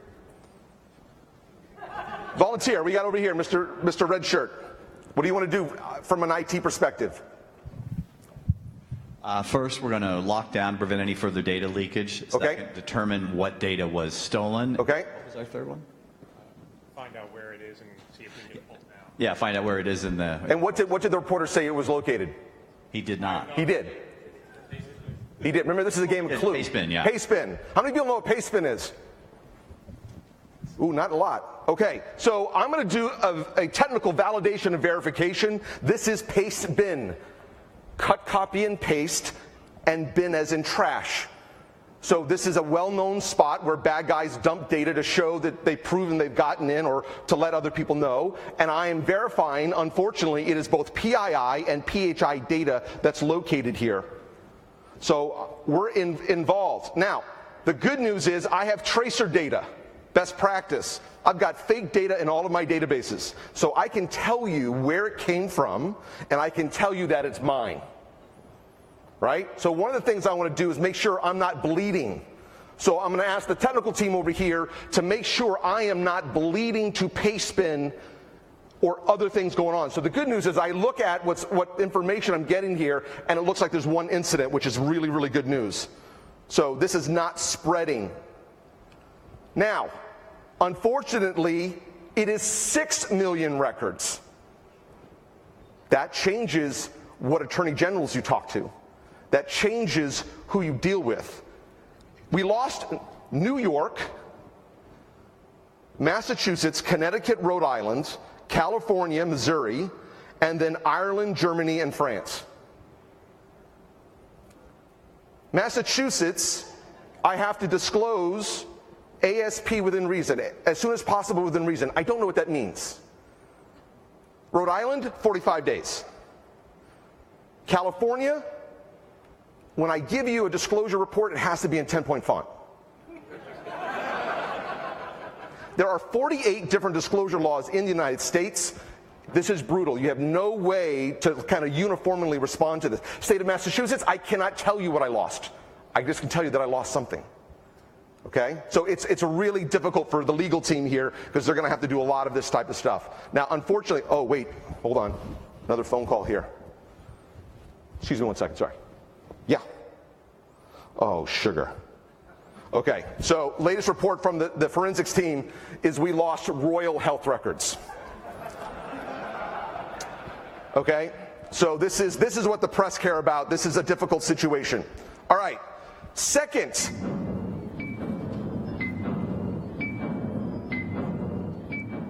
Why do I have the 72-hour clock running? Say again? No. Why do I have the 72-hour clock running? Notification for what? GDPR, thank you. GDPR, 72 hours to close. If you don't, the fine is 4% of your last year's revenue or 20 million euro, whatever is more expensive. And guess what? The authorities that go after this are the ones that get the money. So they're very motivated to do this. And don't think because you're an American company, this does not apply to you. Companies that simply capture IP addresses of European Union citizens, that counts. Because I can look up the IP address and find out who you are. So it's not just full names. So huge issue for customers. One of the biggest things that are coming down the pike. Are you prepared for this? Second, I'm going to assemble the cross-discipline fusion team. That is you guys. You guys are the fusion team, plus the ecosystem. Who do you have on retainer? Do you have outside counsel? Do you have forensics teams? Do you have IR teams? Do you have all these things? What is it that you have? So who's on the bench to help you? How many people here are members of the FBI InfoGuard? Okay, highly recommend that if you're in this business. How many people here are part of the FS-ISAC? Okay, so these are the communities in addition to what you have internally to be a part. You're in a bar fight. You need as many friends as possible. I'm going to challenge you to what I call the Employee Engagement and Collaboration Challenge. This is where mass majority of our customers fall down on their face. Because when I put them under pressure, I'm like, everyone get on your crisis call now. Not one customer has been able to do it. I'm going to repeat that. Not one customer has been able to get on one unified collaborative platform in less than 5 minutes. Because they have not tested it yet. They have not tested it down to the telephone number. How easy is it for your employees to participate? And so at Bain & Ox, what we do is we put the crisis response number on your badge. So I want people to be able to participate quickly. Third is we have a crisis response called Break the Glass. This is how you and your ecosystem initiate the response. Whether this is an active shooter or a hurricane or a DDoS attack, or in this particular case, a data breach, you guys are responding the same way. Break the glass. So, do you have the ability to have a phone tree So let's start with our main character at Bain & Ox, and that is the Chief Resiliency Officer. I love that name. Primary person is Jane. I've got her assistant, her office, mobile, personal, and mail. I've got a secondary, and who leads the department when it's done. Because when someone's on a plane for 12 hours and someone's in the middle of a cyber incident, who runs the department? So can you fill out the phone tree? This is also a major point that people break down. They don't have this filled out, or they don't verify it all the time. When I ask someone, they give me a run book. That's one of the things. Customers give me a run book, and I go, call him right now. Again, almost all the time, that person doesn't answer the phone. Or, oh, I'm sorry, that's old. Details, details, details. Common language. When you are in the middle of this bar fight, is it a low, medium, high, or critical situation? Or is it a 1 out of 5? Or is it a best practice? What is the common language that everyone has when you are under pressure? Okay? Critical. When you announce a crisis, lots of things have to happen, but lots of things have to stop happening. Stop selling stock. We've had lots of customers get bitten by that bug where it's like, no, it was automatic. It hit the stock price. I didn't sell it because of the breach. Yeah, no kidding. But it looks bad. What about marketing? Where's our marketing? What about marketing? Right? Look, check this out. So the day after the breach, Equifax says, Happy Friday. And Steve says, I think you're about to have a really bad Friday. Right? So making sure these things stop while you do this. How do you collaborate? You have to have a PACE strategy, primary, alternate, contingency, and emergency. Maersk lost their entire email and collaboration system due to the Petya, or the not Petya situation. The only way they collaborated was on their private phones using the WhatsApp. Okay? When you think about this ransomware that's coming, that's very destructive and things of that nature, you guys have to have a backup strategy on how you collaborate. We even had a customer actually have a bus company on retainer. So if they can't execute their war room at headquarters, they move to a second location and they already have a bus company. That is the level of detail. Notice the ability to have what's called battle rhythm. Call 1 at 1, call 2 at 3, call 3 at 6. And then who owns the access control to all of your mechanisms? That will slow you down. What I'm trying to say to you guys is all this can be pre-done. All of this can be pre-prepared, ready to go and execute, but also tested. Holding statement. This is also a fascinating moment where customers will write their own holding statement. Unfortunately, they make it a forensic report.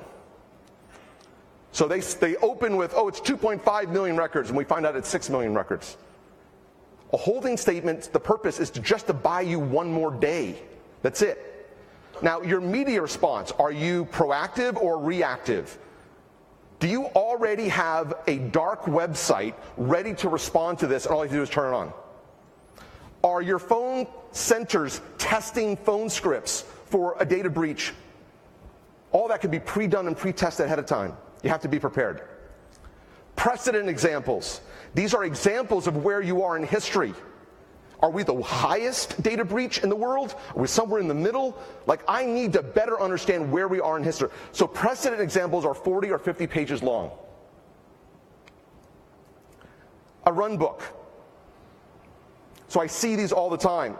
So an example of, all right, so I'm going to validate and verify, and then if it's high business impact, I'm actually going to release what's called the dual verification team.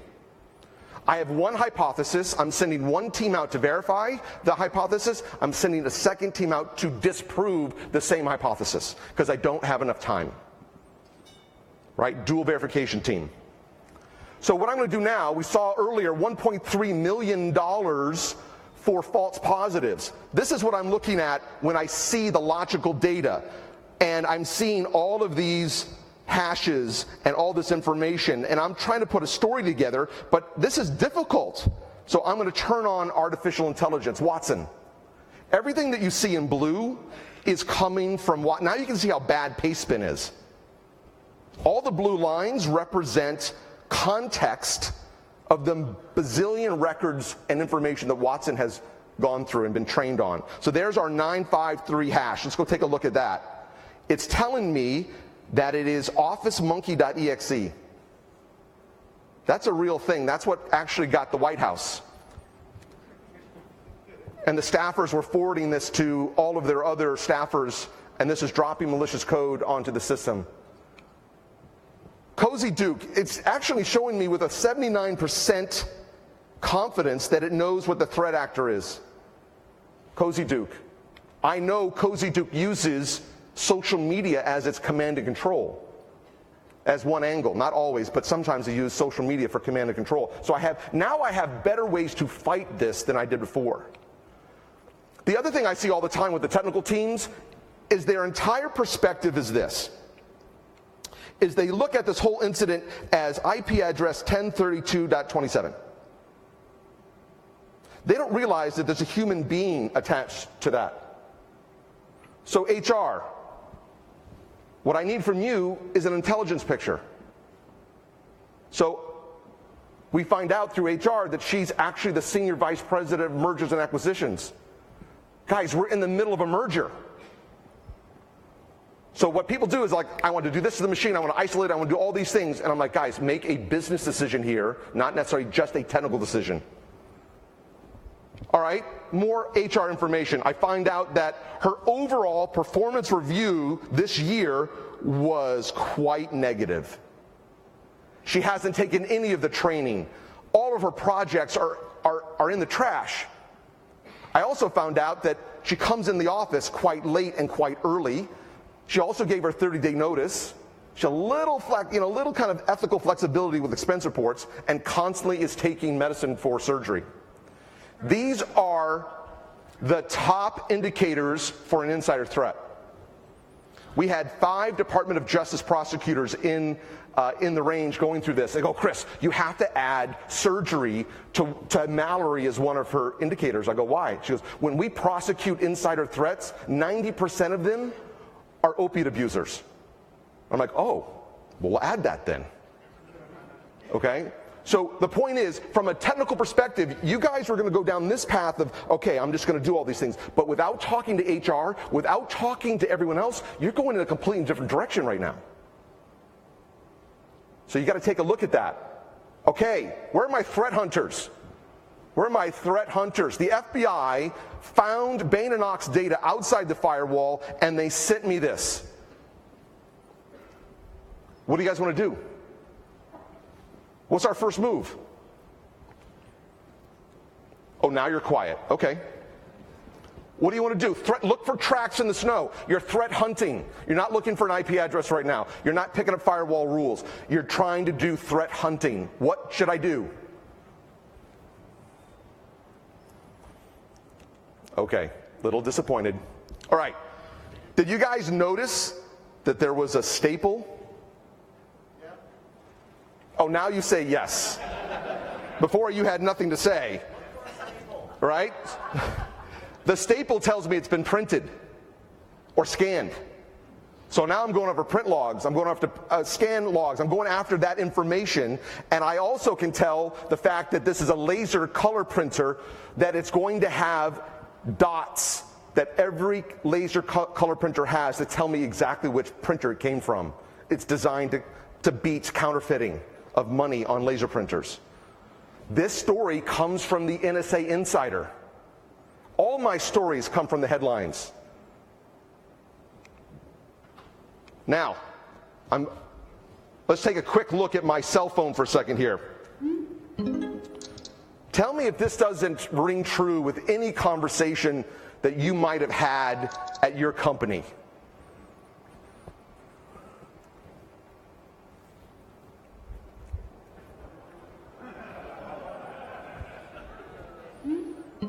I assume by the laughter we're spot on.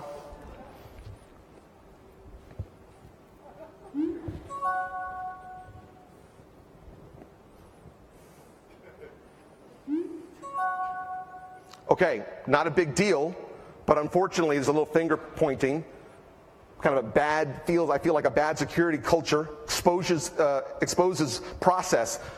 you guys don't realize this, but it's going to be subpoenaed in 6 months from now. Everything you guys are doing in and around a breach, your technical teams, your leadership teams, I'm going to capture every email you sent, every text message you did. Remember, good guy trying to do the right thing makes a terrible mistake. Exposure, exposure, exposure. So we broke. You are no longer in charge of the message. Our reputation measuring stick is going down. We call this left and right of boom. Most of the morning's conversation was left of boom. This is where you guys do a lot of your great work. The firewalls and the technology are left of boom. But where a lot of things don't go well is right of boom. So left of boom, example of the Uber with the username password that was exposed.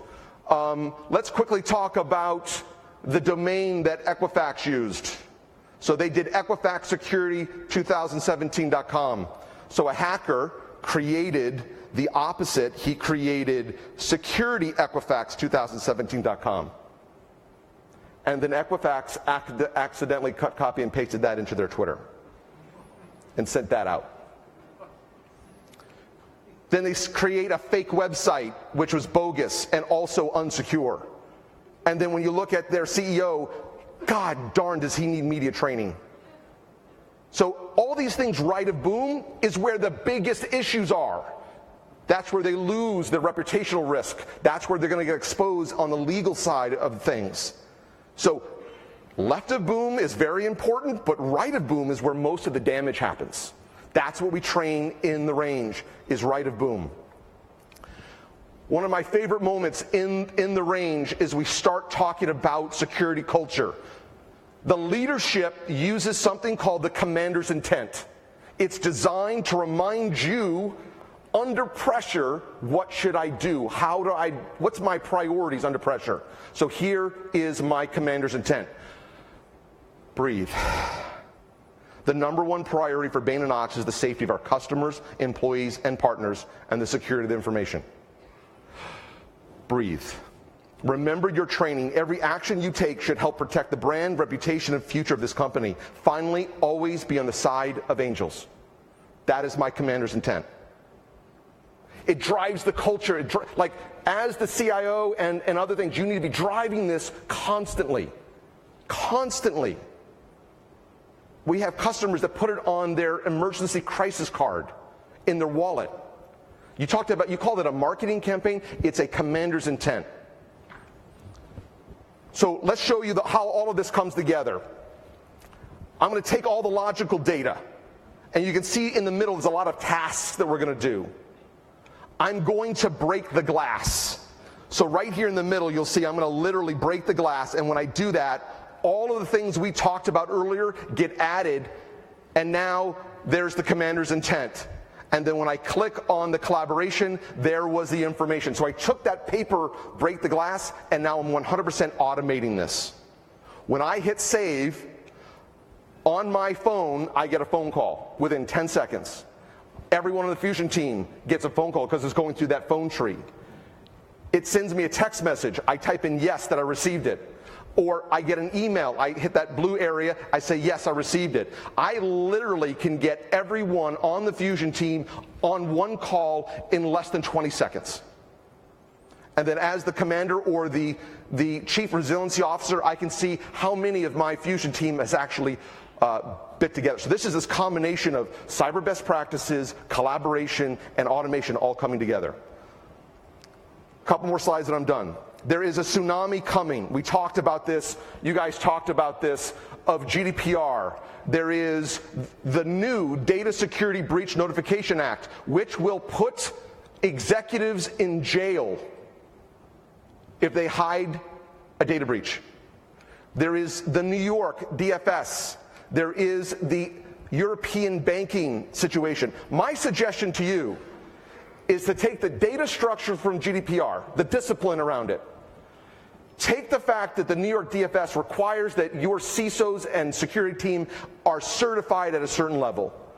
Take the exposure of the Security Breach Notification Act around the liability, and then the payment services in Europe for the banking situation, they are required to report in 4 hours. They're required to report every 2 weeks. and they're required to report after the breach is over, a root cause analysis. So bring all that together. The last thing is, I see a lot of run books. I see a lot of them. When I look at them, they are a 7 or an 8 on paper, but oh my goodness, they are a 3 in person. Because they're not testing it down to that moment. When people are really uncomfortable, they default back to their comfort zone, the technical people especially. So we had a whole room of people trying to get on this call, and the quarterback was trying to launch the call, and he's shaking, and he's sweating, and he's swearing, and he's doing this, and he's like, damn it, I've been typing in the participant code the whole time, and I needed to type in the leadership code. When you're under pressure, it's those little things that separate good from great. All right, last thing. Let me show you what great looks like. Maersk's response. This is their website before the NotPetya. The morning of their attack, this is their website. They controlled the message. They owned it. 2 recommendations. Own the message and own the situation. When you release it 2 months later, you're no longer in control. I want you to realize that they got attacked at 7:30 in the morning, and by 9:06 in the morning, they already had it on their website. That's an hour and a half for the math majors. After it was over, oh, and the other thing, they also issued a new commander's intent in the middle of the situation. Do what you think is right to serve the customer. Do not wait for headquarters. We'll accept the cost. I love that commander's intent. It empowers the employees to do the right thing. Remember, they could only collaborate on the WhatsApp phone. They were handcuffed. So they wanted them to have that cultural blessing to do the right thing, even though they couldn't get information from headquarters. And then after it was over, they had an operational update because they have 11 different businesses they're trying to get back up off the ground. All right. I want to thank you very much for your time. I'll be here tonight. Hopefully, just to let you guys know that we have what we go through in the range is 100% free. We do not charge for that cyber experience. It is a value of being an IBM customer. We are booked out to April and May of 2018. It's so popular. If you want to participate and bring folks through, I have CISOs going, I'm coming with my team because I want to show these guys how difficult my job is so I can get more headcount and more budget for next year. All right? So thank you very much. I'll be here for tonight. I appreciate your time. Thank you.